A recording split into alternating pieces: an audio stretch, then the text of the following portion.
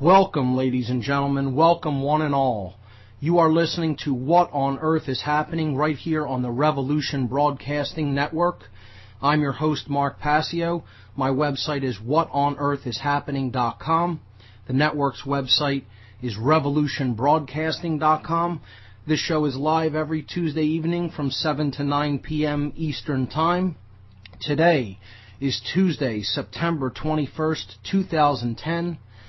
And we have a great show lined up for you here this evening. I want to start out by apologizing that we are not going to have our originally scheduled guest, Neo, on the program this evening. Neo was set to come on the show this evening to discuss the healing methodologies for trauma-based mind control. Unfortunately, circumstances beyond my control made it impossible for Neo to appear on the show this evening. So I will be rescheduling with Neo in the very near future to talk about the healing methodologies for trauma-based mind control within the next few weeks. It's difficult to say exactly when, but he promises that he will be on in the next few weeks. And everything is well with him. It isn't any kind of a dangerous situation or anything like that. But unfortunately, he just could not be on the show this evening. So we'll reschedule with Neo to talk about healing methods for trauma-based mind control in the very near future. In the meantime, what we'll do tonight is continue with our analysis and with our expose of the financial system, of the monetary system, of the immoral fiat currency and fractional reserve banking monetary system that we have in this country and indeed throughout the world. And this is information you won't hear on the mainstream media. They are loath to talk about any of this because that's who their owners are, folks, and they don't dare to say anything against their owners. And believe me when I tell you that these financial sorcerers are the owners of the media, both literatively and in a sense of total control over the mind of the people who work for them. But they own the companies as well that pump out the corporate mainstream media. And that's why you'll never get the truth on those networks. You'll never get the truth on those shows. They will stop short of telling you what's really going on. They will stop short of telling you how the financial fraud really operates. Last week on this show, we went even deeper than this. This is kind of a step back from what we were talking about last week on this show. Last week we talked about the occult side of money and that money itself is actually a complete illusion. So if you go back to show number 25, we'll talk. You can hear on that podcast, which is archived on my website at whatonearthishappening.com. Just go to the podcast tab, and you can hear on show number 25 the discussion about how money is actually does not exist. Never has existed, never will exist. It does not exist in nature. It is a pure mental construct that requires the belief that it actually carries any value, even in an exchange capacity. And it requires that belief of the people who use it to give it its power. And you can call that by any other name you want, but when you believe in something that does not actually exist in nature and you imbue it with power through your belief, that is called mind control. It doesn't matter what you like to call it, are comfortable calling it, that's what it is. And that's what we do on this show. We expose the methodologies of mind control. We talk about how our external experience, the manifested experience that we actually live in and undergo, how that is created. And ultimately that is created by our mind. It is all a mental construct. Therefore, if we believe in things that are completely erroneous, if we believe in things that are fake, if we believe in things that are made up, then we're going to experience discomfort, we're going to experience suffering. If instead we understand that which does actually exist in nature, then what we are going to create for ourselves is going to be something that is flowing. It is going to be in keeping and in harmony with natural law principles, which are inherent to creation. They are self-existing. So we talk a lot about natural law on this show, and we talk a lot about mind control, which is essentially getting people to believe in things that are outside of the boundaries of natural law, which are completely fictitious, which are nonsensical, and which ultimately bring nothing but suffering. This show ultimately quests to help the listener to understand the factors that create human suffering, self-imposed, self-inflicted human suffering. That is ultimately what this show is about. And ultimately that factor is based upon an individual's ability to determine truth from falsehood. That is the ultimate thing that we seek to attain, to develop that ability, because it is largely lost in humanity. Not entirely, but being honest about it, that ability is largely lost in our species, sadly. So we try to shed light on these things on this show. That's what this show is all about. And again, all of these shows are podcasted back to the beginning, approximately 25 weeks ago, and you could download them, play them on your MP3 device on your computer, burn them to disk, share them. They're yours to do what you will. They're there up there to be shared freely. I don't charge for anything. There is nothing for sale on my website. I give information freely to humanity in the service of truth. So before we get started with the topic for tonight, which is a continuation of the fraudulent financial system in this country and in the world, I'd like to read a few event announcements that are coming up, events that are coming up in the Philadelphia area, which is where I'm from. And I read these because I support the groups that I'm going to read the announcements about, and I work with them. And I think that it is important to encourage activism, because being an activist means that you're engaged in doing something about the negative situation in which we are currently embroiled. Okay? It's not just about knowing what's going on. That's only the first step. Ultimately, that knowledge has to be converted into wisdom. And wisdom is taking the proper action with the knowledge that you currently possess. That's what wisdom is. And wisdom is power. Knowledge is not power. It is a means to power, but ultimately, true power is derived from wisdom. Wisdom is what you do with what you know. And ultimately, that's what this show hopes to inspire in people. So, the first event announcement, I have 3 in total, is an event that I will actually be speaking at. The Tesla Science Foundation of Philadelphia and the Nikola Tesla Inventors Club present Tesla Nights 2010 Educational Fundraiser. This will be happening this Saturday, September 25th, 2010. The doors open at 7 o'clock p.m.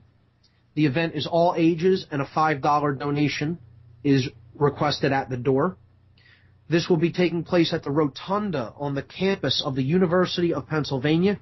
The Rotunda building is at 4014 Walnut Street, 19104 in Philadelphia. This will feature my presentation and lecture entitled Nikola Tesla, Free Energy and the Future of Humanity. There will also be a live Tesla coil demonstration and a musical act still to be announced. The topics that will be covered in my presentation: who was Nikola Tesla and why should you care? What were his greatest accomplishments? What did he attempt to do in the service of humanity, and why were his most visionary innovations never implemented? How was his name erased from the place it truly deserves in world history? Are the world-changing technologies that Tesla wished to bring forward actively being suppressed by institutionalized power structures? How different would the world we live in today be had Tesla been able to implement his plan for a new energy paradigm? And I would add a free energy paradigm, because the control of energy is the control of human beings. Any way you want to look at it. Controlled energy means an enslaved populace in one form or another. And Tesla wanted to give the harnessing of the wheelwork of nature's energy freely to the people of Earth, as it should be, because it is a birthright. The energy of the Earth belongs to all of us, not to any of us in particular or any groups of people. It is the world's. How can we make Tesla's dreams in the early 20th century come true in the early 21st? Well, that's what it's all about, and this is one of the groups taking action to that end. Please check out TeslaScienceFoundation.org and the associated Nikola Tesla Inventors Club. You can check out their meetups on meetup.com. Their website there is ntesla.meetup.com/38.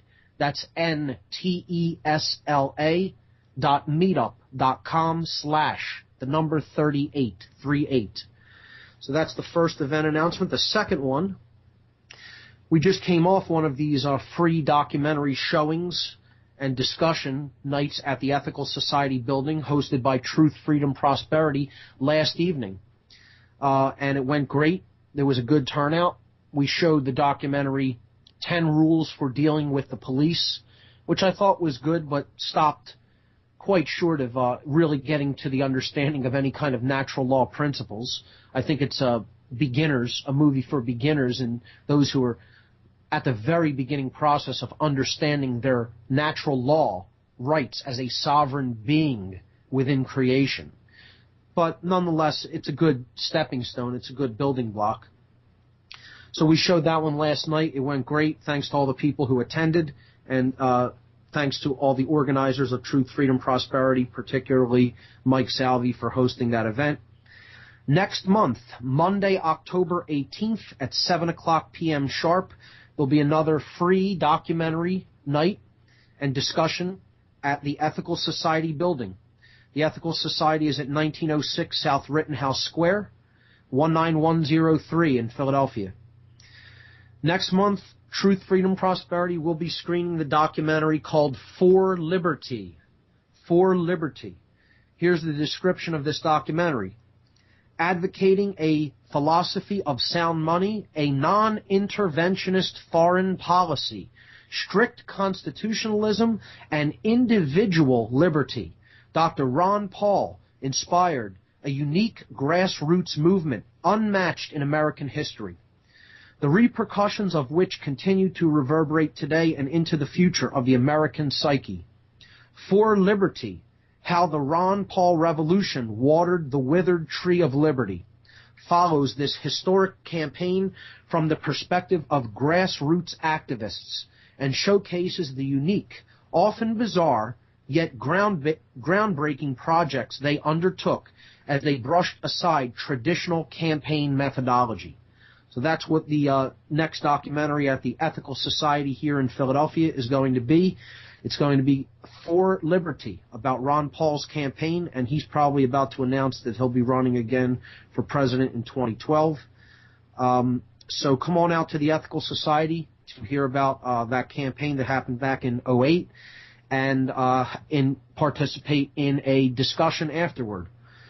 For more information on these free documentary and discussion evenings, go to www.truthfreedomprosperity.org. That's truthfreedomprosperity.org. And finally, what I think is going to be one of the biggest and best conferences on the East Coast, Free Your Mind. A conference on consciousness, mind control, and the occult. A unique 2-day conference set for April 9th and 10th, 2011 in Philadelphia, featuring multiple speakers and diverse educational materials for the purpose of raising public awareness of mass mind control techniques, covert and subversive influences upon consciousness and behavior, trauma-based mind control and ritualized abuse, and the practical mental and emotional healing methodologies available for those affected and afflicted by these devices, which is pretty much everyone. If you really step back and look at the big picture, mind control is everywhere. It's not a matter of who is under it. Sadly, it's a matter of who isn't under it, because so many people are actually under mind control and its methods and don't even know it. They're unaware. The mind controlled are unaware that they are mind controlled until you've really come out of the state of having your thoughts, your emotions, and your actions externally influenced to the point of really being controlled by another. You don't really understand what mind control is or how it operates or how it works. That's the whole paradox of it. You know, while you're in it, you don't really understand how it works. And you don't really understand how it works until you've at least partially come out of it and have emerged from being in that controlled state of mind and your entire psyche really being under that form of external influence. So these are some of the topics we're going to discuss at this conference, Saturday, April 9th and Sunday, April 10th. They will be long days. There will be many speakers. The days will go from 10 a.m. to 8 p.m., both days. So that's a 10-hour day. The doors will open at 9, and the price of admission is only $20 a day. And we do that simply to cover travel expense cost that needs to be paid to the speakers. This conference will be taking place at Ruba Hall. Ruba Hall is at 414 Green Street in Philadelphia, 19123. And the list of speakers we have is already impressive, and we will be adding more names shortly. We are in negotiations with at least 5 other speakers. So, confirmed speakers to date: Aaron McCollum, Alfred Weber, Andrew Basiago, Farah Yurdozu, Jay Parker, Larkin Rose, Laura Magdalene Eisenhower, myself, Mark Passio, Michael Kelly, and Suzanne Taylor. And again, we are in negotiation with at least 5 more people, so when it's all said and done, we will probably have about 15 or 16 speakers, and this is going to be one of the biggest conferences. We're looking to sell this place out. Tickets will be going on sale on the 5th of November. We'll be doing a fundraiser. You'll be hearing more about this on this show. We'll be doing a fundraiser right in the Northern Liberty section of Philadelphia on November 5th. Symbolically, that date chosen, in conjunction with the gunpowder plot, of course, Guy Fawkes. And if you look at the movie V, you'll understand the symbolism behind that event. A great movie about freedom, a great movie about mobilizing people for a common cause, rooted in truth, in principles, in natural law. I highly encourage people to check out the movie V. It's what's really taking place in the world right now because it is an allegory. It is a fictional allegory, a fictional movie that tells a tale about events that are actually occurring in real life, and it attempts to convey a moral lesson by telling a fictional story. But in fact, in essence, that story is about events that are actually playing out in the real world. That's what an allegory is. That's what an allegory does. So, we're piggybacking on top of that symbolism. We're piggybacking on top of that symbolic date of November 5th for the first Free Your Mind fundraiser. All proceeds generated by this fundraiser coming up. Again, I'll be announcing the location. All proceeds will go to assist in putting this conference together and generating the money necessary to bring these speakers in from out of town. So those are the event announcements I have for this evening. And I'd like to give the call-in number for this show. I love taking calls. Feel free to call in at any time. But please be patient. I'm the only person here in the makeshift studio here out of my home. And understand that I do glance over at the switchboard on the computer screen from time to time. So sometimes I'm in the middle of a concept or an idea when people call in. Please be patient. Hold on the line. When you call in, I will get to your call. The call-in number for What on Earth is Happening is 724-444-7444. Once again, the call-in number, 724-444-7444. The call ID number that you will have to punch in after you call the call-in number is 83515. That's how you get routed through to What on Earth is Happening after you call in the call-in number. So the call ID for What on Earth is Happening is 83515. So let's pick up basically where we left off last week. We were looking at the occult side of money, the symbolic side of money. What these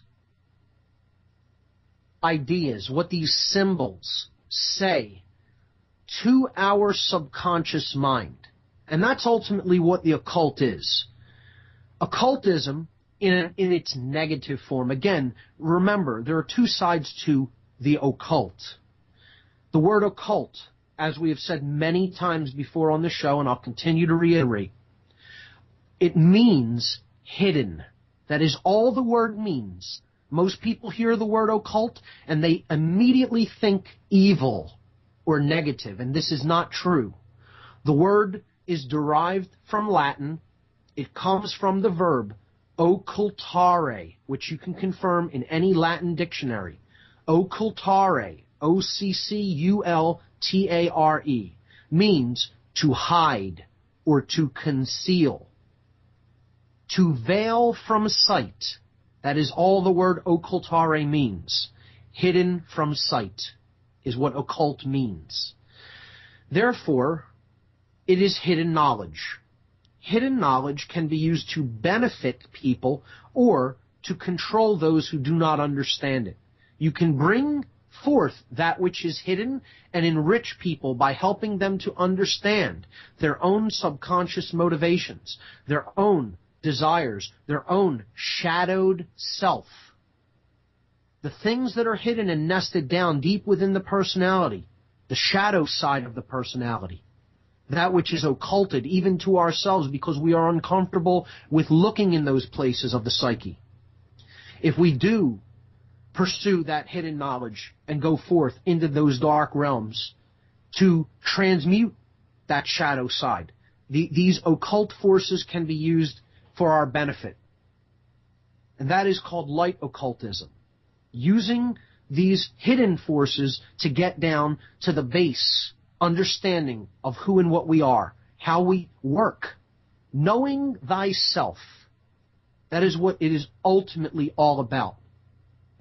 The less we know of self, the more we are going to continue to suffer and go down a tragic path that will only lead to more intense suffering. The more we know ourselves, the more out of suffering we can emerge, because we will come into harmony with truth and natural law principles. And ultimately, that will come from self-knowledge. Now, the dark side of the occult is when people understand how powerful this information can be because of what it contains and what it is capable of manifesting once it is known, if they are still in deep calcified states of ego identification, they can decide to hide this information from all other people and wield it as a weapon against people who do not have this knowledge. And sadly, that is what has occurred all across this planet. That's what's really taking place here, folks, if you haven't gotten that yet, listen very carefully to what I just said. That's what's happening on this planet. Occult knowledge, hidden knowledge, that is ultimately knowledge of self and how the human psyche works, has been sequestered from the general populace for thousands of years and used against people as a weapon to psychologically manipulate and ultimately control them. And I could care less whether that is something you are uncomfortable in believing. I could care less. Believe it or don't believe it, the truth is being spoken here. That is what's taking place on our world. The end. It doesn't make a difference whether you're comfortable in believing it. You could be as uncomfortable in believing in gravity as you want. It's the truth. It's a natural law. It operates. So that's what's happening. I know this from first-hand experience, not by reading about it in books. I worked with occultists for 10 years of my life. So to tell me that isn't happening is telling me 10 years of my life were a delusion and I don't know what I'm talking about. It's like going up to a soldier that fought in a war and saying, you were never in that place, you were never in that war, and do that and see what happens to you. See what kind of a reaction you'll get. Go into a bar where some veterans drink, okay, and go and tell some of them they weren't in the wars they fought in. Try it. See what happens. Go tell them they didn't see their buddies' brains splattered out the backs of their heads. Go tell them they didn't see their buddies in trails laying in a pool of mud someplace in a faraway country. And see what their reaction is. See if they want to be kind to you and can, accept that you're telling them that something that they actually participated in was a fantasy. There are people who know what's going on in the world, folks, and they're trying desperately, some of them are desperately trying to explain this to people. And you can tell who they are. Very quickly you can tell whether someone knows by what they say. If you're one who also understands what's really going on. So, this is an occult principle. Money is an occult principle, which is what we were talking about last week. Money is an occult principle. It is something that is used to convey ideas. It is something that is used to convey value, energy, and these are things, most of them are abstract. Value is something that is abstract. It's in the eye of the beholder. Money itself is something that tries to convey an idea to the user of it through the things that comprise its makeup. And what I mean by that is what we talked about last week. We talked about the symbols that are put on money. We talked about the name money itself. We talked about the coloration of money and what kind of impact that has on the psyche. That money in the United States is green. Green, we talked about in the occult sense as being the color, the frequency that reverberates the concept.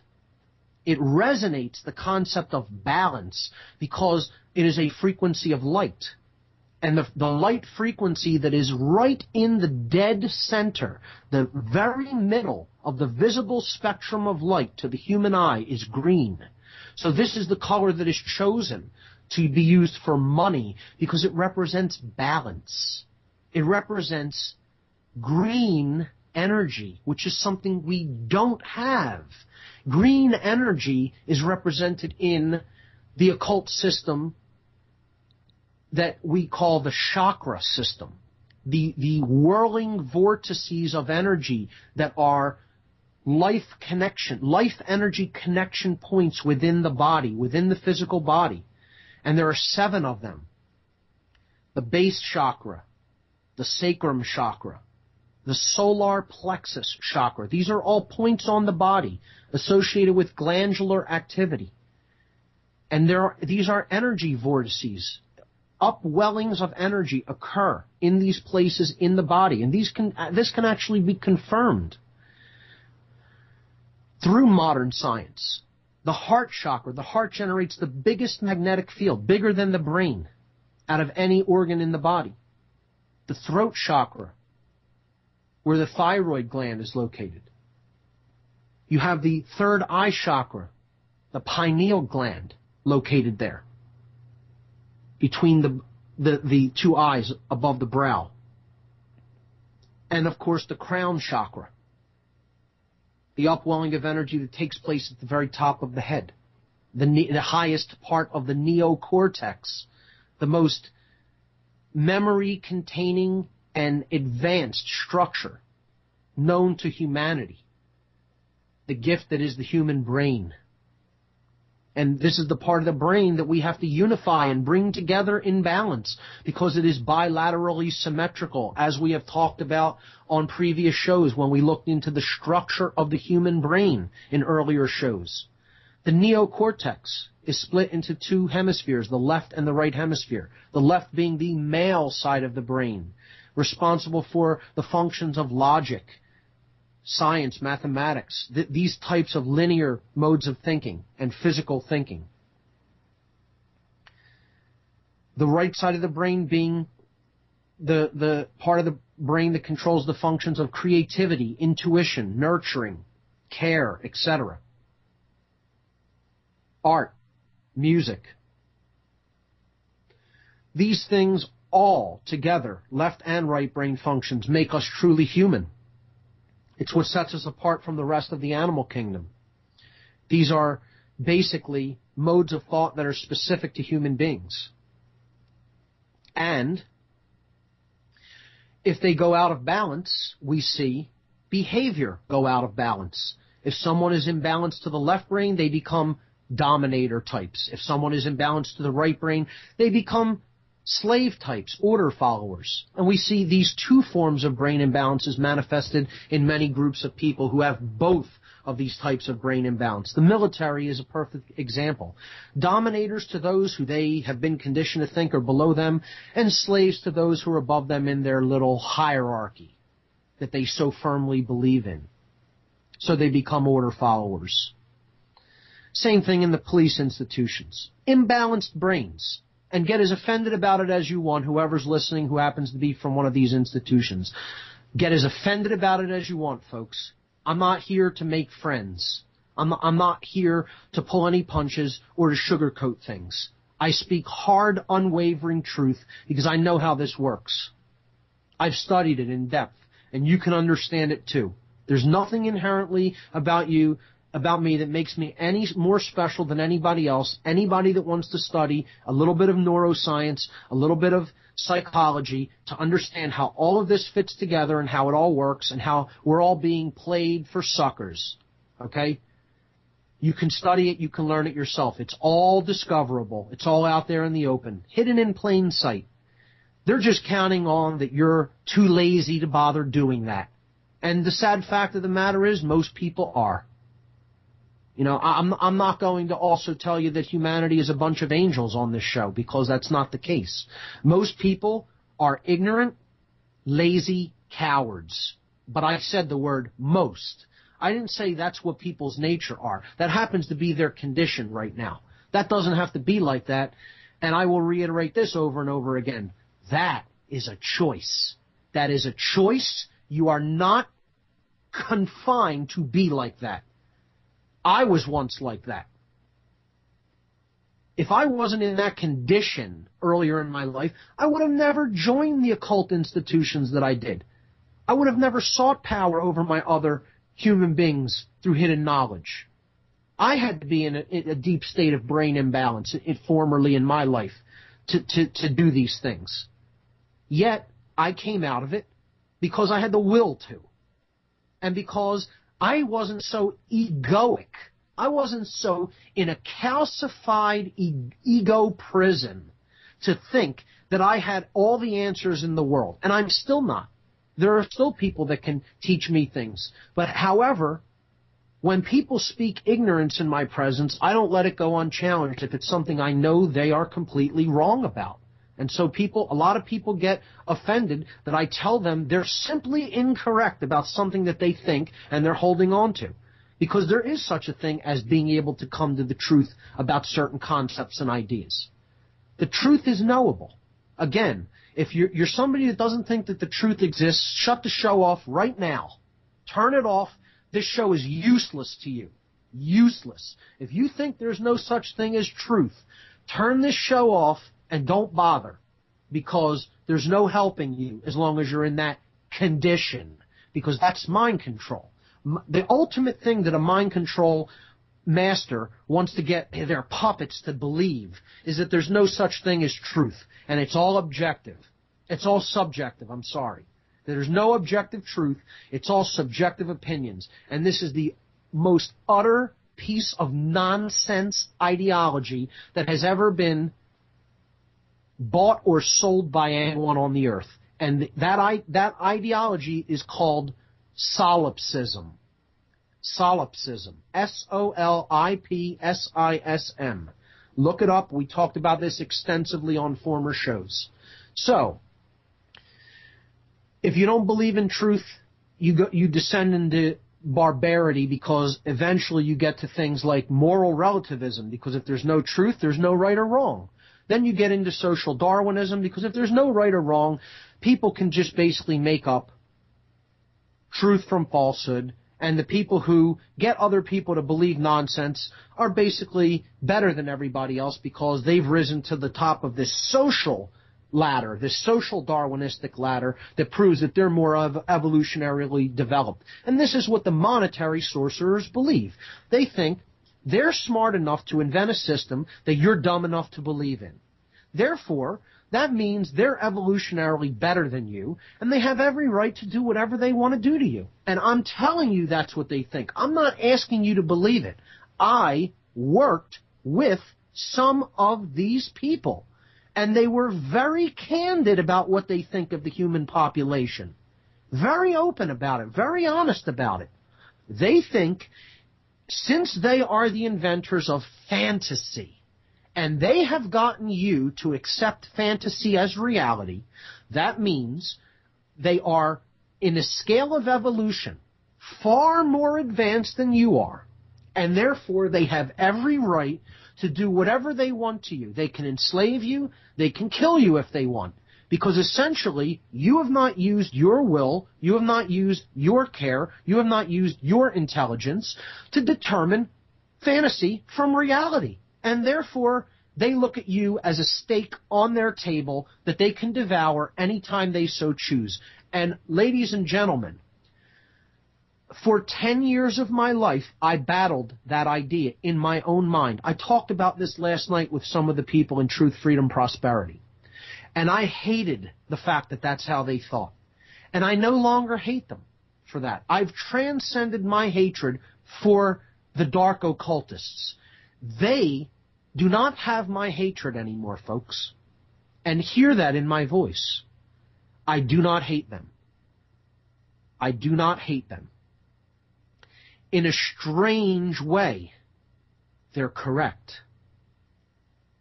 If people do not exercise their own will to determine what is real and what is not real, have they not really given up all of their rights under natural law? Have they not really abdicated all of their personal responsibility to someone else and basically subjugated themselves through their own consent? I would argue that they have done that.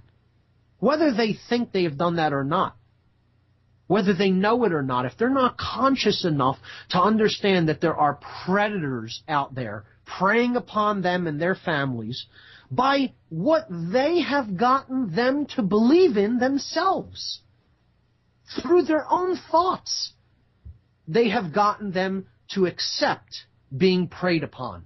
And that's what the monetary system is. It's a system of predation. It's a system of predators that have invented something that does not exist in nature and used it to prey upon other people. And other people have allowed that through their own choice and consent. And therefore, I do not blame the predators. I blame the prey. Because they have willfully accepted something that is not existing in nature as reality, and in doing so, they have granted to the predators the right to own them. Now, call that harsh. You can call that harsh, but that's exactly how it is. That's exactly as it is, folks. Call that as harsh as you want. Okay? I'm not an apologist for dumb people. I'm not an apologist for dumb people. I'm here to tell you the hardcore truth, because the world is in a situation where it can't wait anymore to be baby spoon-fed the truth in little dribs and drabs. Grow up. Grow up. Grow up. Understand yourself and know what the truth is. And this is the words that are in the Bible attributed to Jesus. Know the truth. He didn't say believe in something. He didn't say worship me. He said know the truth. Period. And the truth will set you free. That's it. Now, live according to those words and you'll get somewhere, instead of going around in the hamster wheel that you're currently going around in. Know the truth. Don't think you know it. Know it. Eliminate doubt because you've done the homework with no shortcuts, because you've done the study. If people saw the amount of knowledge in this house, some of them would pass out. If you really understood the amount of information that I have amassed over the years, most people couldn't conceive of it. I've said before on the show, I look at it and I can barely conceive of it. So let's go back to the monetary system. And I'll just briefly reiterate some things. The word money. Mon-I. Now that isn't how we pronounce it. We say money. Look at what's in the word money itself. The word contains the meaning of the word, how the occult is trying to sell it to you.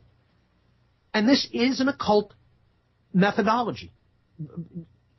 War over it in your own mind as much as you want that this isn't what occultism is. This is what occultism is, and this is how it works. And if you are so naive that you want to think it can't be this simple, go on believing what you want to believe. Because ultimately, really what it means is your ego is so calcified that you can't admit that you were duped that easily. That's what it really is about in most people's minds. Most people would rather be dead than wrong. Most people would rather be dead than wrong.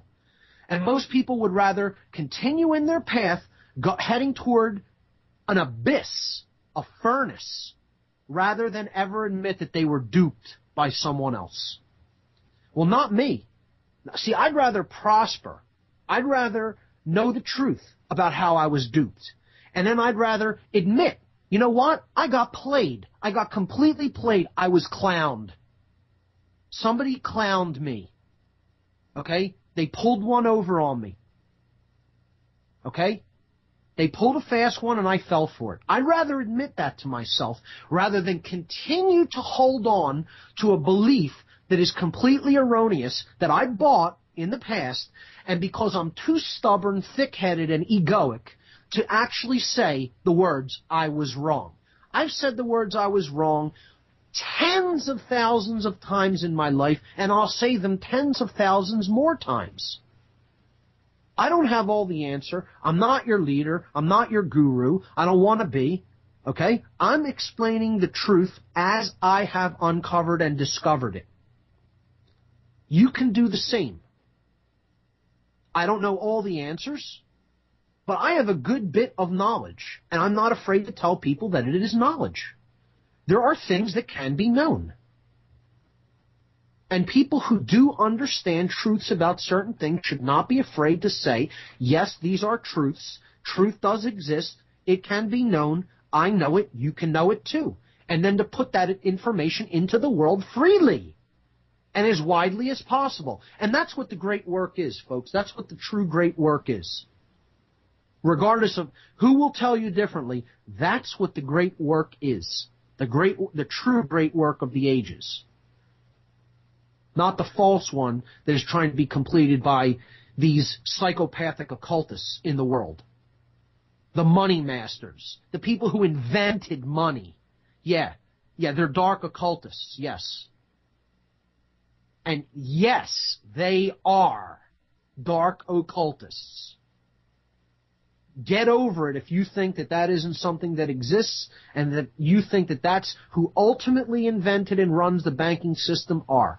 You're a naive, ignorant person if you don't think that the ultimate people who own the banking institutions of the world are dark occultists. I'm saying that as total fact of the matter. Because I know that that's the case. I don't think or believe that's the case. I happen to have that knowledge. And they invented this concept, and they got people to believe in it, and they call it money. And money, we looked at all the ways that this word conveys ideas. M-O-N. It's the prefix that means one. So they're trying to sell you that it's the notion of oneness. And then the second part of the word is EY, which if pronounced just phonetically in that way, not in conjunction with M-O-N in front of it, is I. So if we segment these, it means the word money symbolically, in the symbolic meaning of the word, is the one I. And for those who don't understand what I mean by that, again, understand the occult system known as the energy vortices or the chakras and how these chakras work.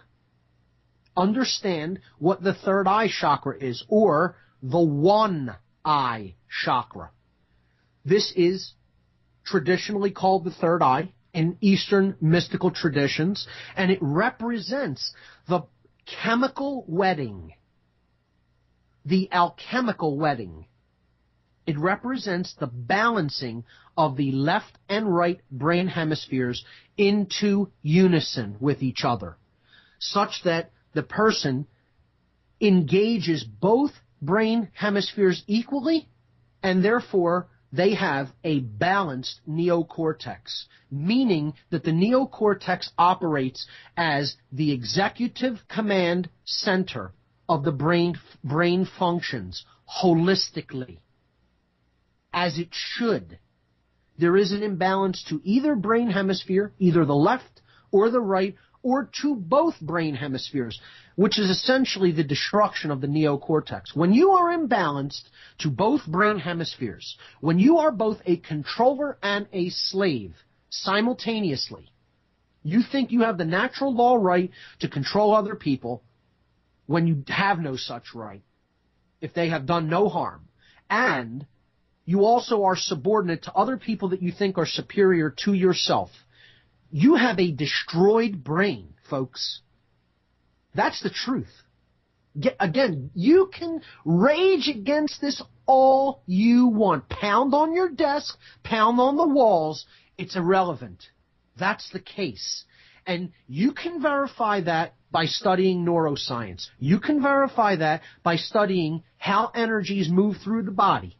You can study that by looking at brain scans of people who are imbalanced to one brain hemisphere or the other or both. This is the pathway to the destruction of the neocortex, which is the reason center of the human brain complex. And the people who engage in this kind of brain imbalance, being a bully, being a controller, being a total control freak, and then also subordinating themselves to other control freaks that they think are superior to themselves. And this is essentially any hierarchically structured institution in the world. Okay? I was watching videos today of soldiers saying, I don't think, I just follow orders. Openly admitting that. Openly saying, I don't care if orders that come down are unconstitutional or not. I'm going to follow them because my job is simply to follow and to do no thinking. Simply to follow orders. They say repeatedly, I follow orders as they come down from the chain of command, and that's it. I don't question them. I follow orders. And they're comfortable with that. They think that they're moral human beings. They think that they're not brain damaged. These are brain damaged people. Physically, this could be verified with a brain scan. You could verify that scientifically. So don't take my word for it. Take one of these people, go get a high contrast PET scan, and you will see a devastated neocortex.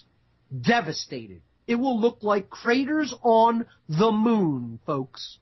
It will look like rotted Swiss cheese. Okay?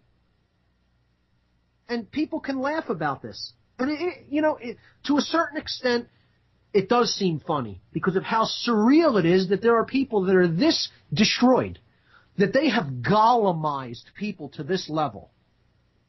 And I know my words are harsh, and I'm basically dropping tact on this show, folks, because there's no more time for tact. There's no more time for it. Put the baby spoons away, folks. Stop trying to feed people Gerber's baby food in small dribs and drabs. It's over. That's over. Grow up, read, learn, and understand truth. Understand natural law.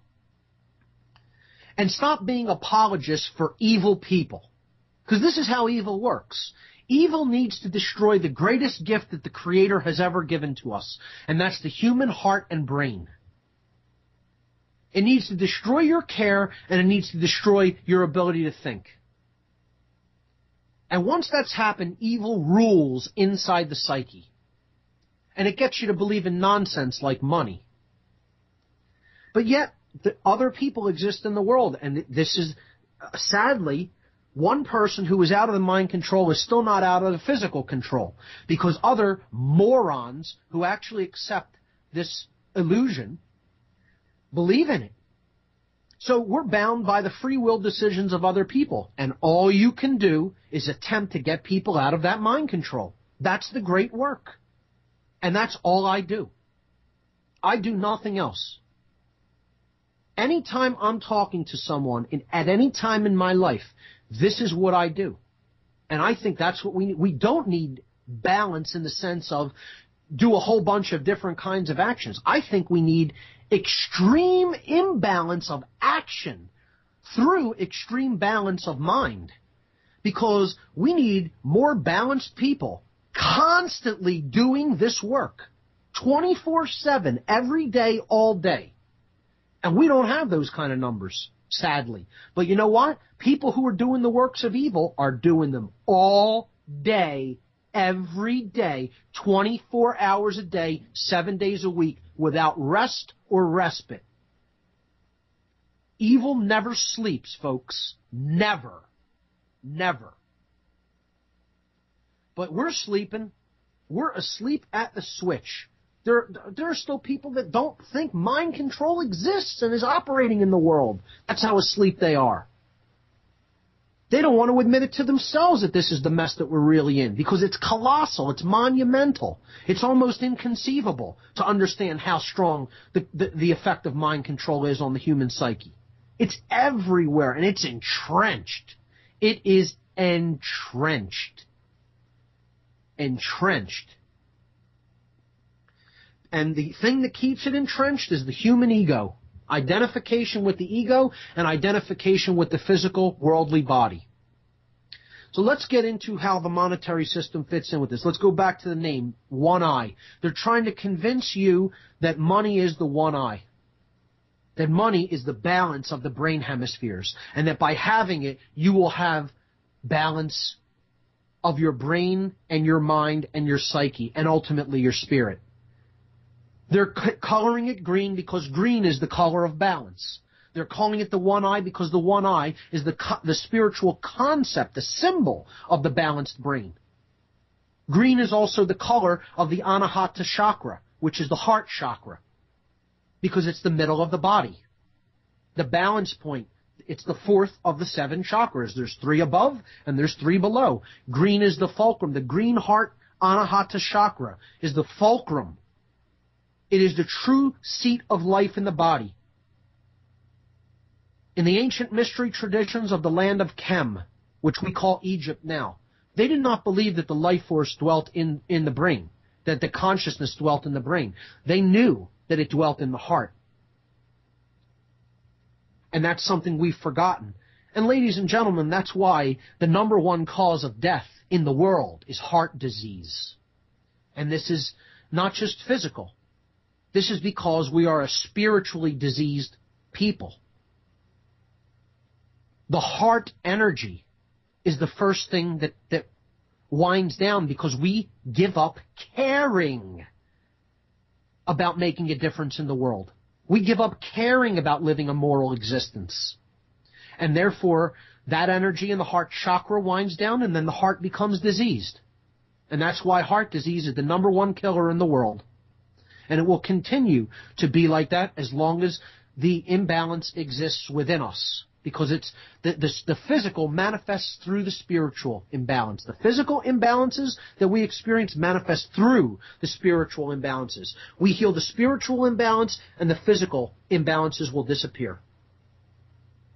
But modern medicine will never tell you that, because they want to sell you drugs and surgery, folks. Their two biggest products, so that they can continue to ride around in their fancy BMWs and make the salaries that they do. You think doctors care about you? They're automatons, okay? Doing actions by rote, not treating you like a person. They say it right in their own words. All we do is exercise protocol. Yeah, like a computer. A computer runs protocols. And that's what the modern health system is about. Never treating the being holistically. Never understanding that spiritual imbalances and mental imbalances are tied with physical imbalances. I would say none. No blanket statement here. There are some very few doctors that do understand this.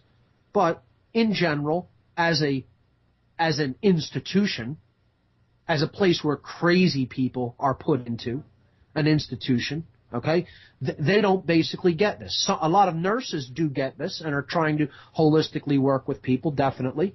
But as a whole, the medical community and institution does not get this. Back to money. We looked at the symbol of the dollar bill last week. The S with a line through it. The wave function representing energy. A wave is energy. The wave-particle duality. The S-shaped dollar bill sign is essentially a sine wave function. And that represents light. Light energy moves in waves. It also represents DNA, which is a vibratory energy. That's how our DNA is shaped. It's telling you this is life force.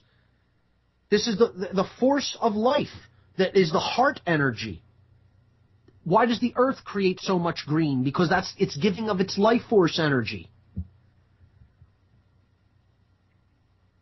I'm recapping more than I wanted to, but this is important to understand, folks.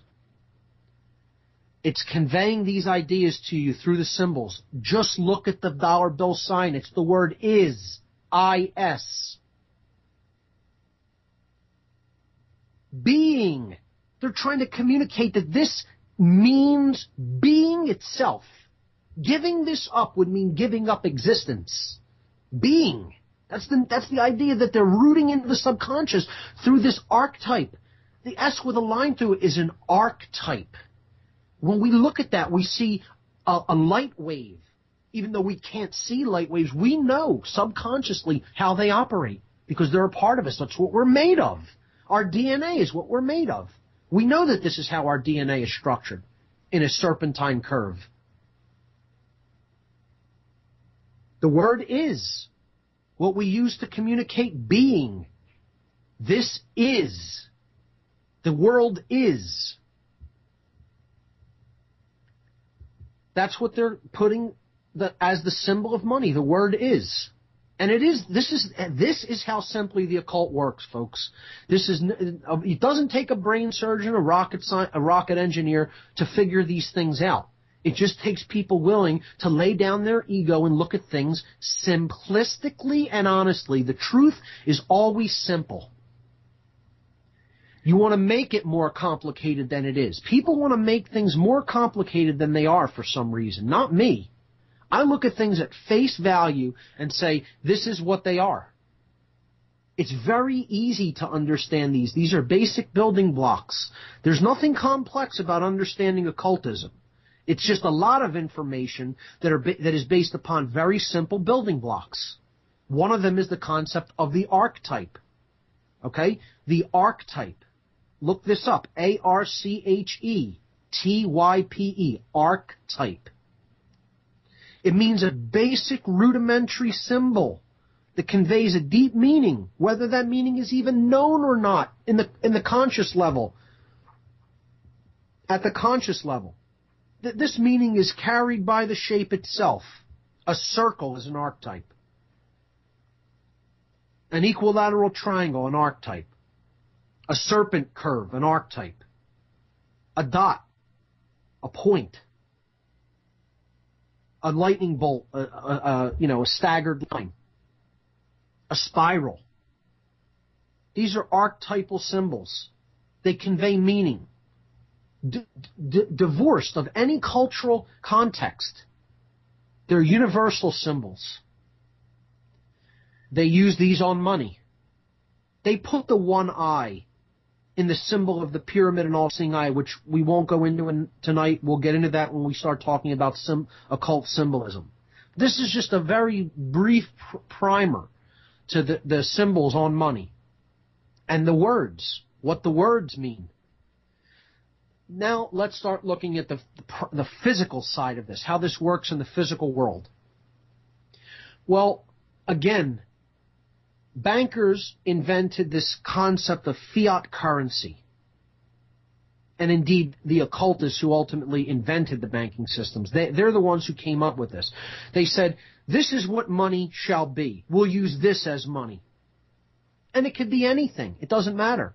You could use coins, you could use paper, you can use, they used broken sticks in some places in England hundreds of years ago as fiat currency. Just said, this is currency, we're going to split this stick like this and match up how it breaks, and that's how we'll know it's not counterfeit, and that was money. They were called tally sticks. Look it up, tally sticks. That's why they use the term tally, tally this up, meaning find out what the total is, find out what people owe, or etc. Tally sticks. I mean, this is called fiat currency. And this is the word tied to creation, because it comes from the Latin verb to be. Again, fiat means let it be, because I said so. May it be, let it exist. This is the powers of a God. God is a creator through speech, through saying let it be. Well, are we individual God as an individual? Are we a God that can say, let it be, and therefore it is? I would say absolutely not. I can't say, let this thing exist in nature, and then it exists. Nature is here for us to discover its principles and live in harmony with them. It doesn't belong to us. It is providing things for our life and our life force energy, but we are a part of it. We can't say, let something be, and it suddenly comes into existence. We can fashion different things from different elements of nature that already exist, and therefore make something new that didn't exist in that form before. But can we bring something into existence that didn't exist before? No. Well, that's what the power that is assumed by money makers is. The power of a God. That I can just say something exists, snap my fingers, and it exists. Fiat currency. The word fiat is the very first word attributed to God the Creator itself. That this all-powerful being spoke to create the universe. The phrase attributed to the creation of the universe by God in the Bible is fiat lux. That's Latin, because Bibles were traditionally written in Latin when they were first printed. Fiat lux means let there be light. Fiat means let there be. Lux means light. Let there be light. So they're naming their creation, their money, which now is paper and coin, after the first word spoken by God, folks, because these people think they're God. And you can argue all you want that that is not their mindset. You're wrong. You're wrong. I'll tell you openly you're wrong to your face. The people who invented this system think that they are God. They are psychopaths that believe that they are God here. And that's the basic problem with the world. There are people who think that they are God, and there are other morons that accept their claim of being God. I'll say that again to hammer it into people's heads. There are psychopaths on the earth that think they're God. And then there are morons on the earth who accept their claim as true. That's the problem of the human condition in a nutshell, folks. Because let's start using real plain, easy to understand language, and let's start dropping the facade of even having any tact about it. I'm done with sugarcoating anything. I don't think I did much sugarcoating to begin with, but I'm dropping the gloves. The gloves are coming off now. And this is going to be like this in the future on this show. The gloves are off. No more apologies for humanity. Okay? You know, this show is not called I Love Human Beings. This show is not called I Want to Make Friends. This show is called What on Earth is Happening? And that's all this is about, and I've said before, I don't serve human beings. I serve truth herself. The end. I don't serve the ignorant, apathetic, lazy animals that exist on this planet by their own choice. I serve truth herself, and it is a her. Okay? It is the sacred feminine force inherent in creation. That is who I'm a servant of. I do not serve human beings because I'm not their slave. And I'm not a slave to the truth either. I assist truth in helping that force to reach the eyes and ears of the barbarian hordes that comprise this world. Get as offended about it as you like. I apologize nothing for what I have said. That's the case. That's not human nature. That is the condition that humanity is existing in now by their own apathy, laziness, and cowardice. And make as many excuses for people as you want. Anybody want to call in and defend the human race and think that they're so wonderful for the condition they've allowed to come into being through their own laziness? Go right ahead. You're entitled to your opinion. The money masters throughout the world are occultists. They put occult symbols all over their money in every country. But they've really hammered this talismanic magic into the money on American fiat paper currency. And it's everywhere. Open your eyes, do some research, do some reading, and you'll understand what this symbolism really means.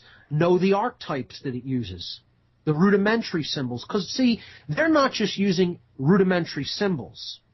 They're using talismans. Because to get to a talisman, you have to find a rudimentary symbol or an archetype. Okay? That's the building block. Then you make a symbol from archetypes.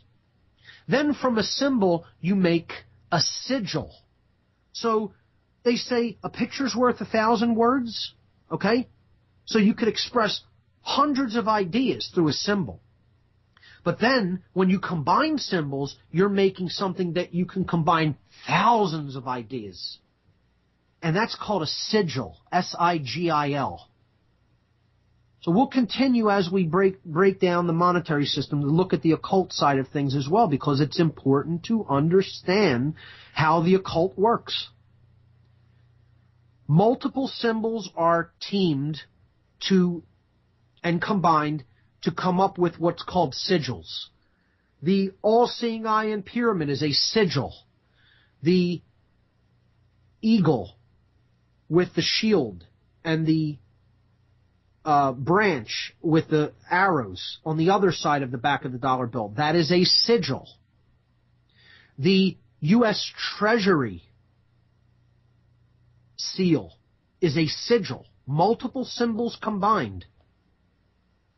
Now, when you combine multiple sigils, think about how many words you're conveying symbolically. Think about how many concepts and ideas you're embedding into the subconscious.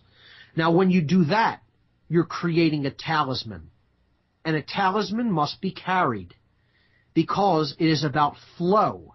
It is about propagation of flow or propagation of energy, which is a flow, a continuum. And this is what the power of a god is said to be. Able to create something that didn't exist inherently in nature. Not pre-existing.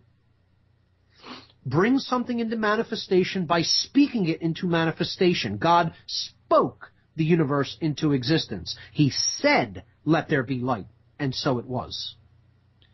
Fiat looks.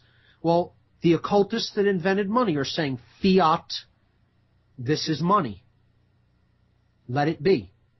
And they're using money as a talisman because they're creating a continuum of energy. And that's ultimately what money is. And the only thing that imbues it with its power is belief. Belief. We talked about last week the concept of the god of the dark occult, which is Baal. Bel, Bill. The vowel is irrelevant. The bull god, which Satan is attributed to being a bull, a beast shaped like a bull with horns and a tail and hooves. Moloch of the Canaanites and the Phoenicians. A bull god. Baal, a Canaanite god. The Phoenician god, Bel, Bill. Bull gods, Baal. The sun. They call themselves the illuminated ones because they are under their god, a sun god. But it's the dark sun. It's not the true sun. It is not the true light of the Creator, the true Creator of the universe. It is their twisted, sick interpretation of God. And it ultimately represents their own ego. Because that is ultimately what their God is, themselves. And this is what Satanism is. This is what Luciferianism is, folks. You think Satanism is the worship of these demonic entities and like medieval Christian ideas of Satanism. It is not. You're wrong if that's what you think. If you want to know what Satanism is, I highly recommend you locate a copy of the Satanic Bible by Anton Sandor LaVey and read it thoroughly, and you'll understand what Satanism really is. And that is in comparison to what's really out there, that's me telling you to read a Girl Scout manual. Okay? That's like me telling you to read a Girl Scout manual. And as dark and twisted and psychopathic as the ideologies in that book are, it's a Girl Scout manual. The real psychopaths asked LaVey to put this out to the public so that they could identify other psychopaths that would help them in their agenda. LaVey did not even come up with the idea to write this book himself. This is a sanitized version of their true ideology that you will learn about when you are groomed to be taken higher up into the occult. And people know about this through it being exposed and told by brave people. They're eugenicists. They want to ultimately exterminate 95% of the human population. This is true. They are eugenicists. And ultimately, the eugenicists in the world are operating through the financial system. They are the money masters. They are the people who actually set the value and interest rates of money. And this is what fractional reserve banking is. It's usury. Next week on the show, I'm going to have James Yeager, who made the brilliant documentary, Fiat Empire. The empire that is built upon this concept of just being allowed to say, let there be money, and it exists. Granting to themselves the power of a god. Let there be light. Associating money with enlightenment, the all-seeing eye, the balance of the brain hemispheres, and the awakening of the pineal gland. James Yeager, documentary filmmaker, researcher, videographer. He will be on next week. We will talk about the Federal Reserve System, the current money masters of the United States. The Fed came into being in 1913 after a meeting on Jekyll Island by the financial elite in 1910 off the coast of Georgia. I had several things lined up that I wanted to read. I saw we had a caller. I guess he got impatient. He wasn't on there for that long. Caller that was holding on, I was just getting ready to go to you, and it looks like you hung up. If you want to call back in, I'll take your call. So I'll give the call-in number again. The call-in number for the show is 724-444-7444. Once again, the call-in number is 724-444-7444, and the call ID number is 83515. The call ID, 83515. Meyer Amschel Bauer is one of the first recognized international bankers of the modern age. He changed his name to Rothschild. He came from a German occult family, the Bauers, from Bavaria. Bauer made a statement saying, "Permit me to issue and control the money of a nation, and I care not who makes its laws." Just think about the hubris contained in that statement. I don't care who the lawmakers are, because if I can create money, I'm God. I can make people do whatever I want. They're on my strings. They're my puppets. They're my slaves. And you know what? He's right. He's right. This person isn't stupid.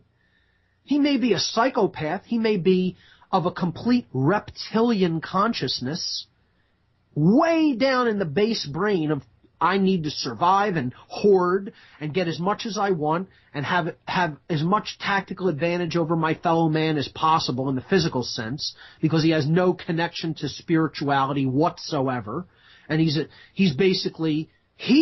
golem himself of the force of fear. Okay? He's a puppet. You think this is really a master? This person's a puppet on the strings of fear. Fear owns him. Something that's discarnate, that's not in the physical world. Another person doesn't, because he's the person who's inventing and making money. He's saying, let this amount of money exist, issuing the currency and the credit of a nation. Permit me to issue and control the money of a nation. I care not who makes its laws. Head of the Rothschild banking dynasty. But is he wrong? No. Why? Because people believe in the nonsense he's selling them, that money exists to begin with. And this is how fractional reserve banking works.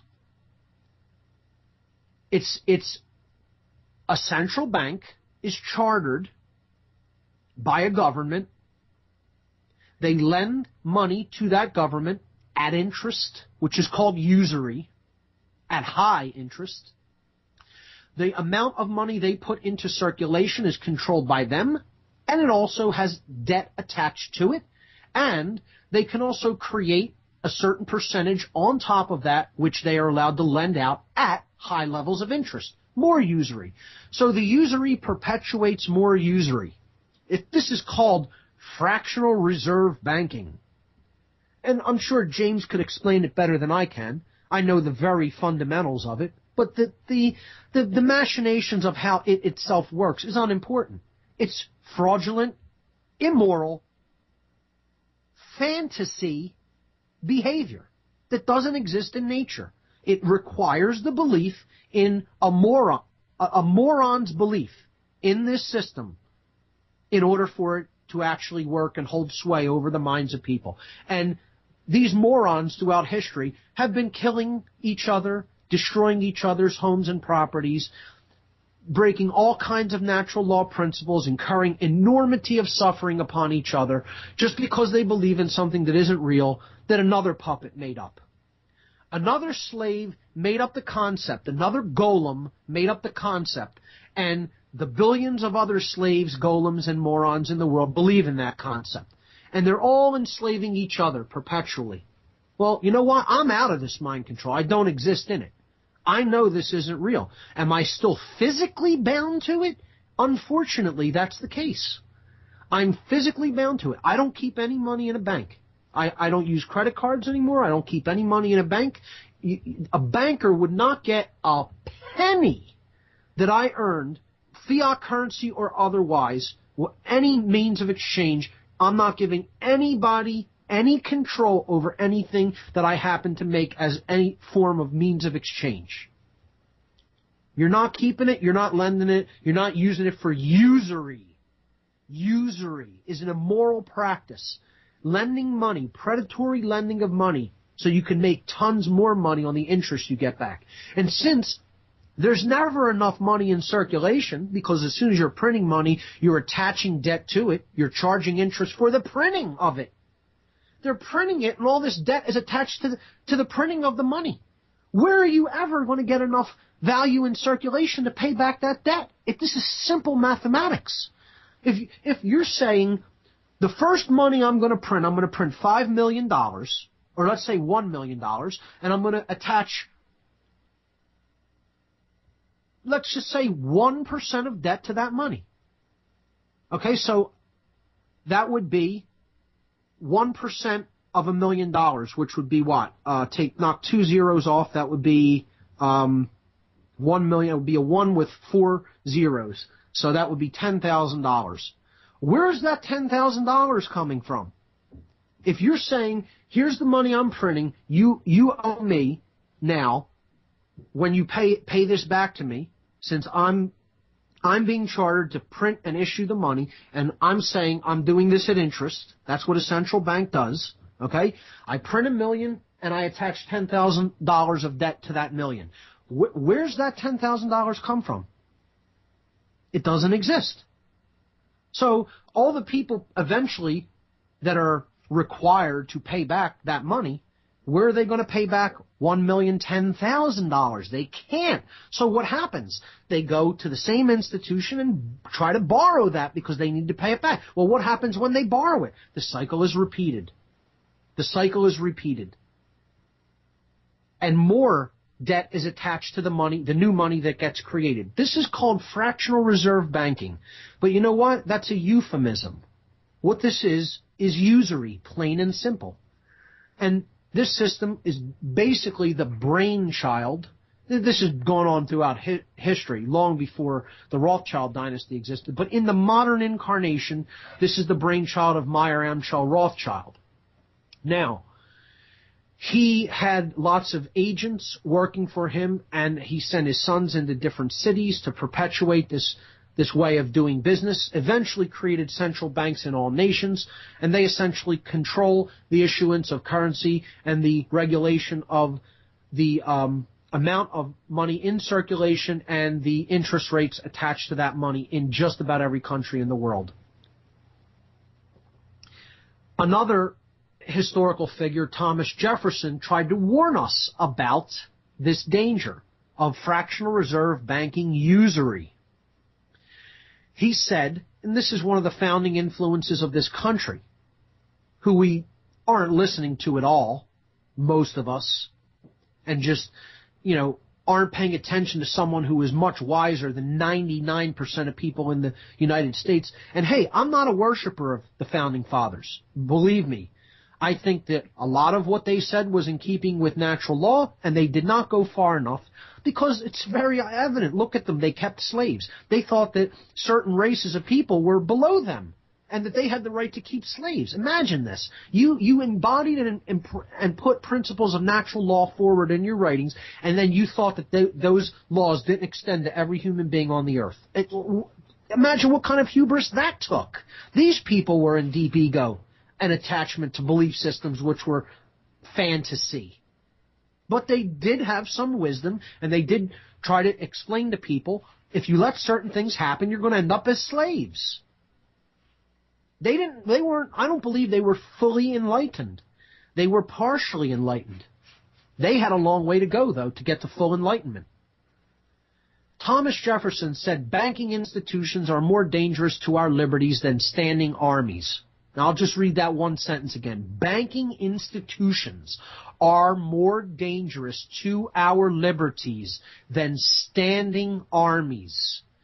If the American people ever allow private banks to control the issue of their currency, the banks and corporations that will grow up around the banks will deprive the people of all property until their children wake up homeless on the continent their fathers occupied. And I believe this quote is sanitized because I believe he originally said, on the continent their fathers conquered.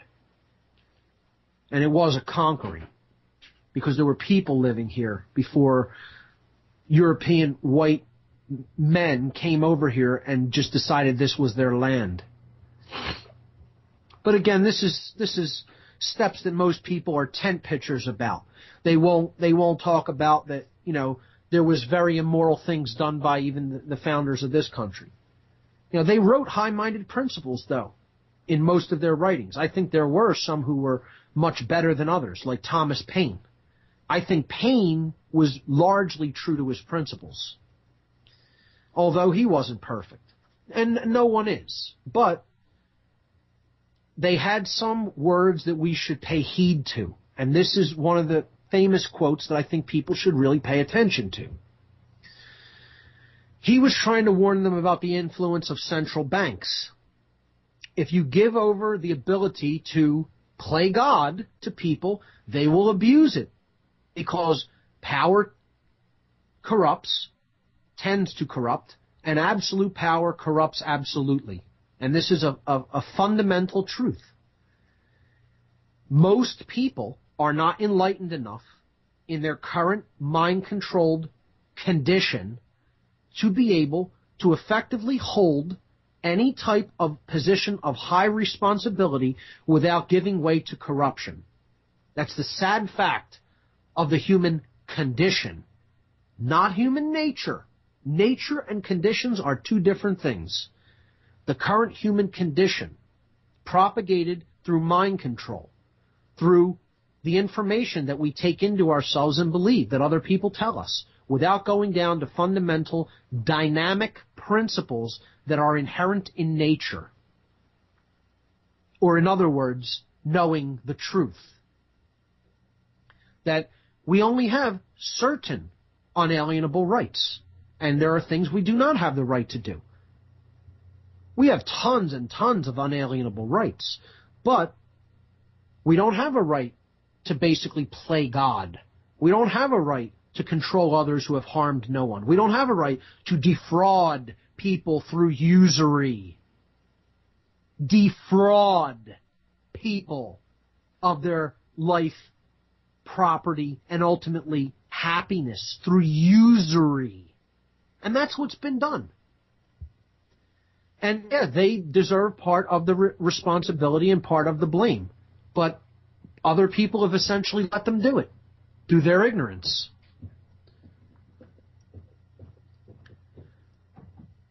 Let's look at how this system let's check out a couple other quotes, okay? Look at the head, the former head of the Federal Reserve System. The Fed is the central bank of the United States. That was warned against. We went through, this is the third incarnation of the central bank of the United States. They changed the name because the first Bank of the United States, people caught onto this scam. They dissolved it, and then the international bankers kept pressing and eventually instituted the second Bank of the United States, which was eventually exposed. Andrew Jackson, very involved in that process, and eventually, through the Congress, they abolished it. However, they met in secret in 1910, Jekyll Island off the coast of Georgia, international financiers, Rothschilds, Rothschild agents, Warburg, Rockefellers, high-level financial elites, in secret, came up with a scam to have this put through Senator Aldrich into the Congress while the Congress was on vacation, Christmas vacation. That's when this vote came up to pass the Federal Reserve Bill. They met in secret on Jekyll Island and plotted and planned there to how they were going to institute a new central bank, even they knew the people didn't want it. It was unacceptable to them that government would be printing interest-free money and regulating the issuance of its own currency because they want to come out on top and manage the conflicts that they create. They are fomenters of war. They are manipulators of warfare. They back both sides in wars, these international financiers, these usurers, and that's what they are. And don't take a soft core position on this. Usury is immoral. It's immoral. It is wrong fundamentally to be a usurer. And if you don't think so, I'd claim you are immoral. If you think usury is okay, I think you're an immoral person. I don't care who you are. I think it's a fundamental principle that usury is immoral. If you're a predatory lender of money, if you want to lend somebody something and you say, you pay me that back, but if you want to lend somebody and say you're going to pay me back plus more than what it's actually worth or what the value we've agreed upon that it's worth is, that's usury and that's immoral. And people just accept this like it's fine, like this is common knowledge and it's fine, no problem. Yeah, you can lend money at ridiculous interest rates. Well, if you even think that's okay, you're immoral. You're an immoral person because you don't know enough about natural law to understand that's wrong. And it's unacceptable. And it's unacceptable that people even continue to think that it's okay because it's not okay. It's called wrong. And we need to know the difference between right and wrong. That's why we're in the mess we're in with our liberties being destroyed. Because most people don't know the difference between right and wrong anymore, sadly, and they don't care. And they accept it tacitly. They just accept tacitly that wrongdoing and corruption and usury are taking place in their midst. And they just turn their back, they turn their eye, look the other way, and accept. Jekyll Island, 1910, the financiers of the world get together in secret. They plot the Fed, the Federal Reserve System. They named it that because they're liars. It had nothing to do with a federal institution, even though they would have gotten it chartered through Congress, okay?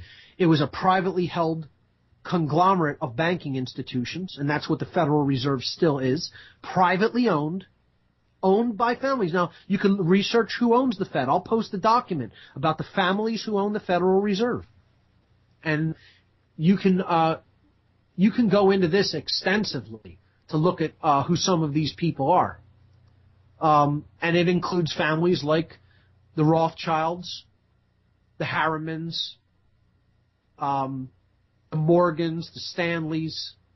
It's a host of people. Schiffs, Rockefellers.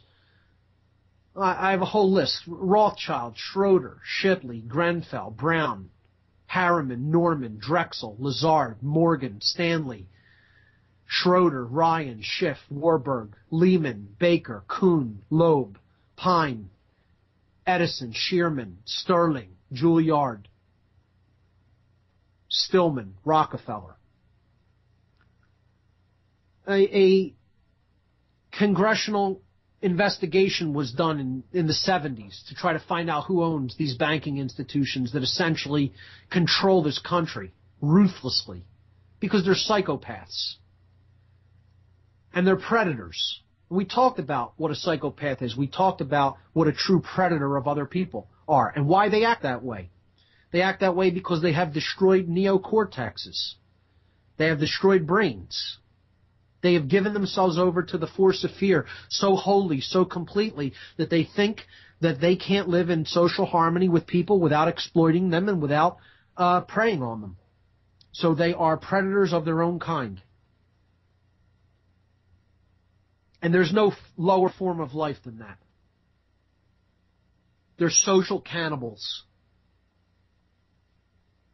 And that's the lowest form of life that there is. When they finally got this passed in an off session of Congress during Christmas vacation I believe it was 12 when they put the act through, and it went into effect in 13. The Fed came into being. It took over the issuance of the currency of this country as the third central bank. But they didn't call it the central bank. They called it the Federal Reserve, implying that it was truly a government institution and implying that it would secure the safety of the money through maintaining reserves. This is all rhetoric. It's neither a federal institution. It is privately owned. And I'll post a document about some of the owners as recent of an investigation that has been done. And it has no reserves. It is all based on fiat currency. It is all based on numbers on a computer screen.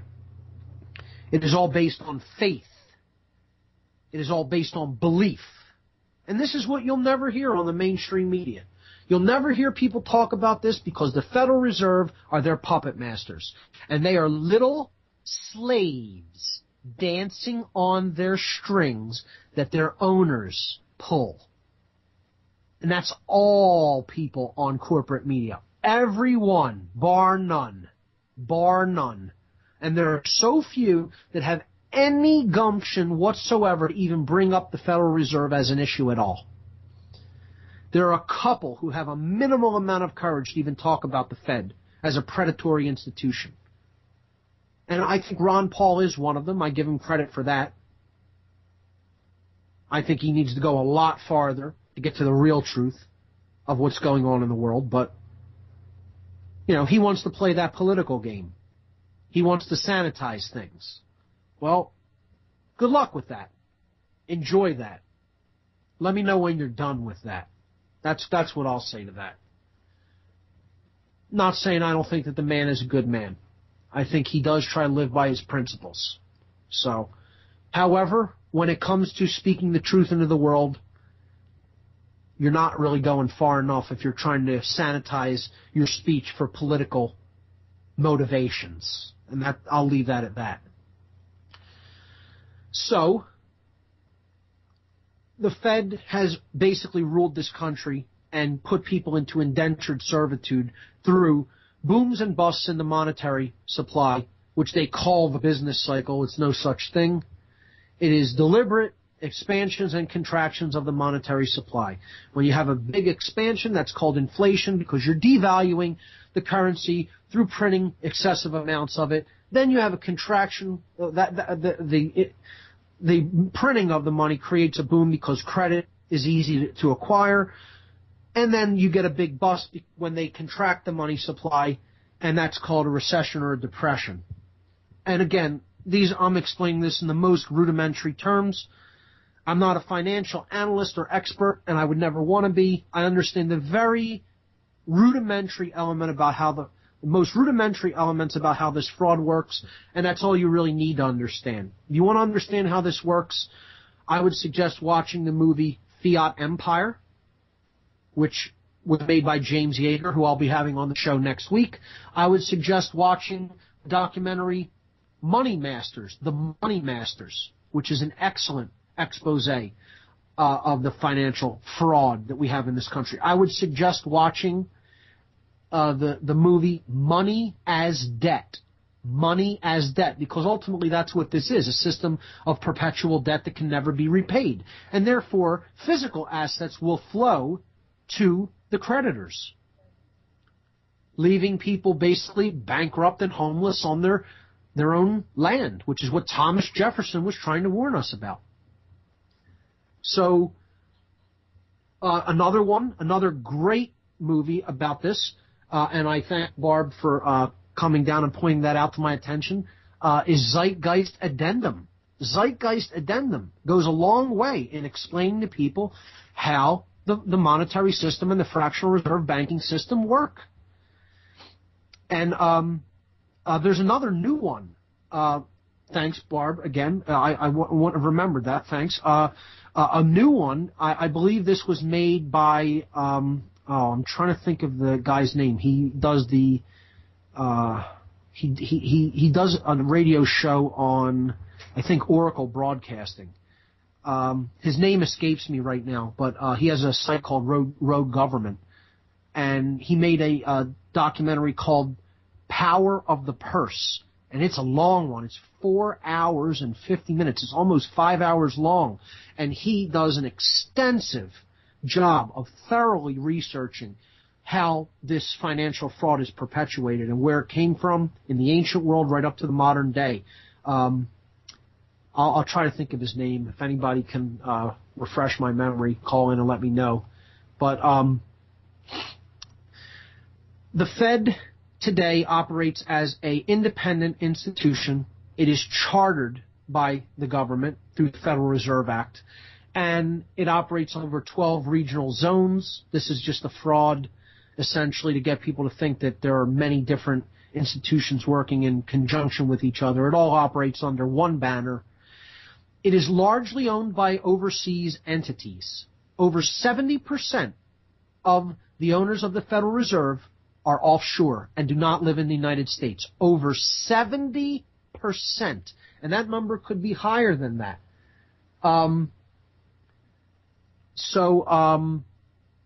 The first thing to understand is it's not even a government institution. It is privately held, and over 70% of the owners of these financial institutions that comprise the Fed are foreign.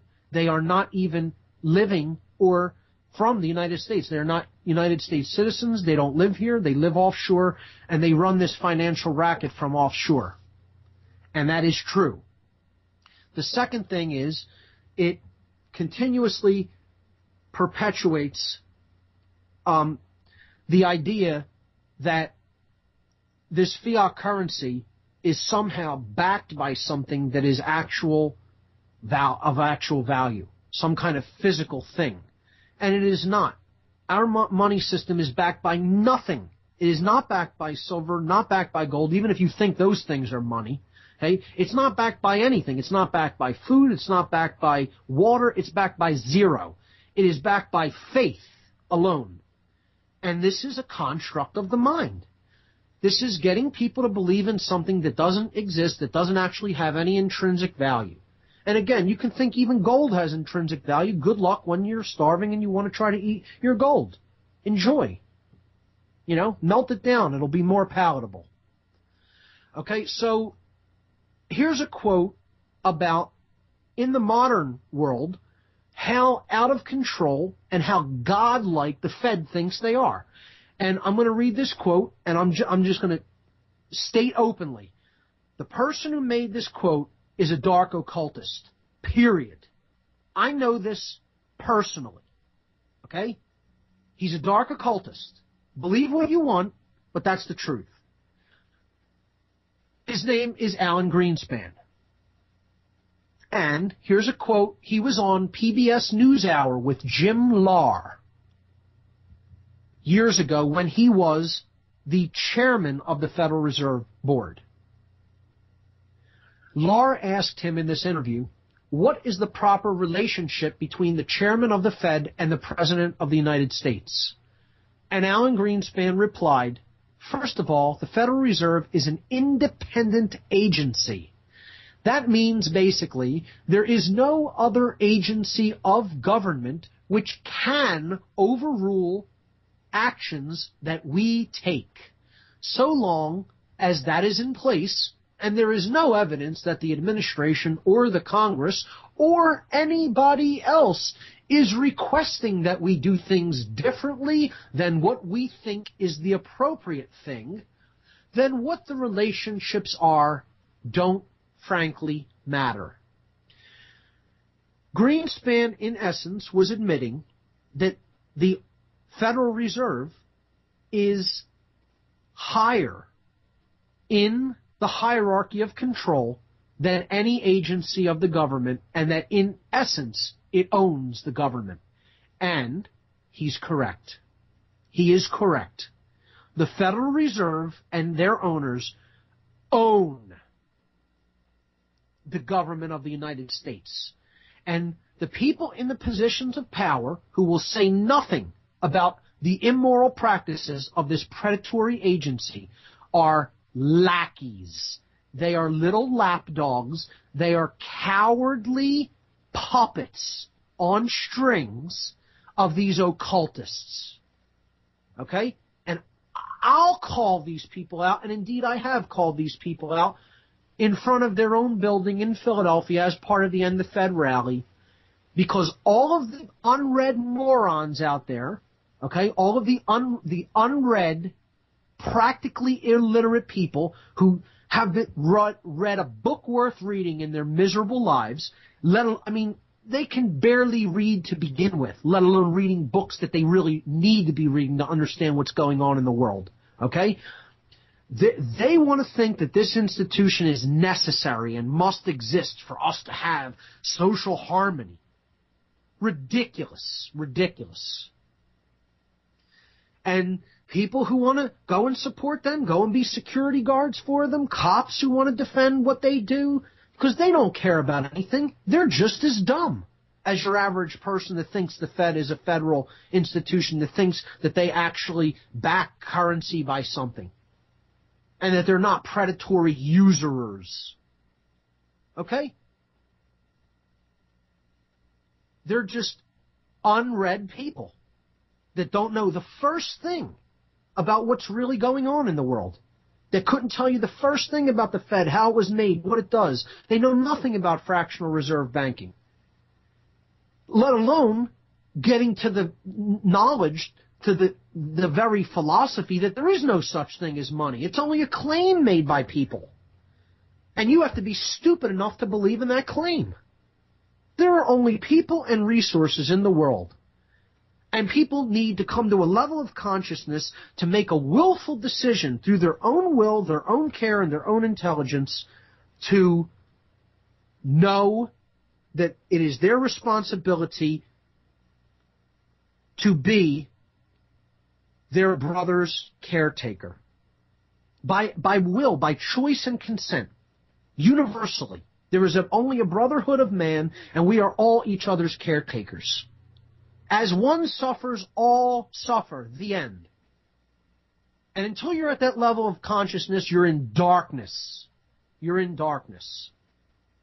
Now, that doesn't mean one small group of people providing everything for everybody. That means everybody doing what is necessary to provide what is needed for themselves. Because they recognize this is basic, fundamental human rights in natural law, yet you're going to provide and work with the earth, with nature, to get your daily keep, your daily bread. And that's what's embodied in that prayer. Give us this day our daily bread. It doesn't say, allow us to get so much today that we can hoard for a year. I'm not knocking the practice of putting things away in the event of emergencies. But ultimately, these people want more than they can ever spend in their entire lives.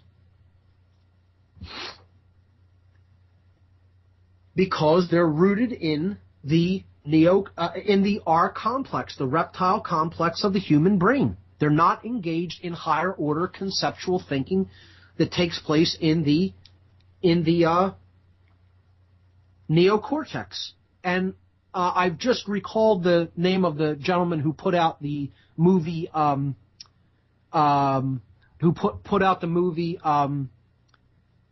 Power of the Purse. It was Josh Reeves. I highly recommend that one. It is really, really well done. Money Masters, Power of the Purse, Fiat Empire, Zeitgeist Addendum, Money as Debt, Power of the Purse. Phenomenal works. Everybody should check these out. I'll try to find them on Google Video or YouTube and post them to the podcast section. Please check them out. I'll also post a PDF document about the owners of the Federal Reserve System. I was going to read some stuff about how the Fed came into being at Jekyll Island, but I'll tell you what, I will probably simply just post that document as well and let people read it instead of reading it over the air. What I want to ultimately get back to is, if we continue to allow these predatory usurers to assert their influence and claim the powers of God, that they can basically set the value of everything, they can lend in a predatory sense so that all assets eventually flow to them through defaults, okay? And we're going to continue to let them do that, and we're going to dump all of this debt down through the ages to our future generations. What we are in effect going to create is a world of total slavery. If we continue to believe in money as a physically existing intrinsic concept that exists in nature, which it is not, we are ultimately going to be slaves on this planet. This is the hardest swallow for anyone to ever take in. Money is the religion of the people of the earth. You think that your religion is Christianity, and I'll say nonsense. You think that your religion is Islam, and I'll tell you nonsense to your face. You think that your religion is Judaism, and I'll tell you nonsense. And that's true for 99.9 people on this planet. 99.9% of people on this planet, you have no religion other than money. You have no religion other than money. That's your religion, and that's your God. And get as offended about it as you want. There's a catchphrase right there for you for this show. Enjoy being offended. I'm not going to stop explaining that until it changes by a willful act of people changing it, because they stop believing in nonsense, BS that doesn't exist. Okay? You can think I'm as crazy as you want.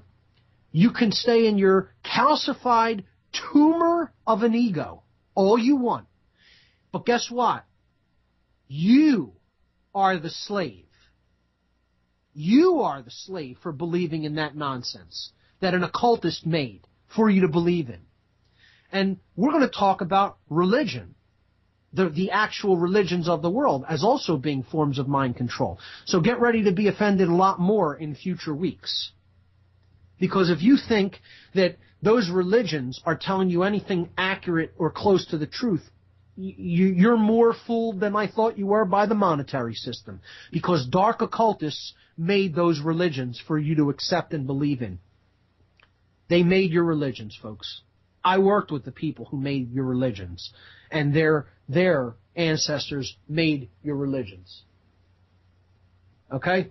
It's all nonsense. Everything you think is real, everything you think you believe in that's real, it's all an illusion. It's all an illusion. And coming to enlightenment, a state of true light, is knowing that all of those things are illusionary. They don't exist in nature. They don't exist in natural law. What exists in natural law is beings on a personal, evolutionary journey of growth and learning and development, and the support systems that are in place to encourage that growth, learning, and development, which is the resources of the earth. which are organic, which are inherent, which are made by the earth herself. And we're destroying that body of support called the earth. And we're destroying each other in our ridiculous beliefs in money. So I tried to go a little bit of a way toward explaining how the fiat currency and fractional reserve banking system works. I apologize again for our original guest not being on tonight, but this gives me a chance to really hammer home some of these ideas in people's minds and get them to understand you're fooled, you're duped, you're duped. It's all fake, folks. It's not about getting back to gold either. Okay, this is another cul-de-sac. It's another trying to get you really out of enlightenment, not really reaching enlightenment. You'll reach enlightenment when you understand the entire concept of money is a fraud. It never has existed in nature, never will exist in nature. The thing that creates the power of that fraud is your belief in it. You want to disempower it? Stop believing in it. Start understanding there's only people and resources in the world to be distributed among those people in a moral way and not through force. See, you can't say, well, that's because that's called socialism when you want to do that by force. This has to be done through consciousness, through understanding that you need to do this not because anybody is forcing you to do it, because it's the right thing to do. To be our brother and sisters' caretakers. As one suffers, all suffer. The end. The end. If you want to take away one phrase from this show, you could turn the show off and never listen to it again, for all I care. As one being suffers, all suffer. The end. The end. If you understand that principle, you get it. You get it fully. And because that's the golden rule. And that's when you'll have real gold, alchemical gold, enlightenment. I'm going to wrap it up tonight, folks. I know I went off onto a lot of different tangents tonight. That's what I do. We had one caller. I apologize for not seeing you on the switchboard until it was too late and he hung up. Hopefully we'll have some callers for James Yeager next week right here on What on Earth is Happening. James Yeager, documentary filmmaker, maker of Fiat Empire, will be on the show next week. Definitively, he will be here. That's all for tonight, folks. Hope you enjoyed it. Listen in next week at 7 p.m. Eastern Time. You've been listening to What on Earth is Happening. I'll see you here, right here, same time, next week. Good night, folks.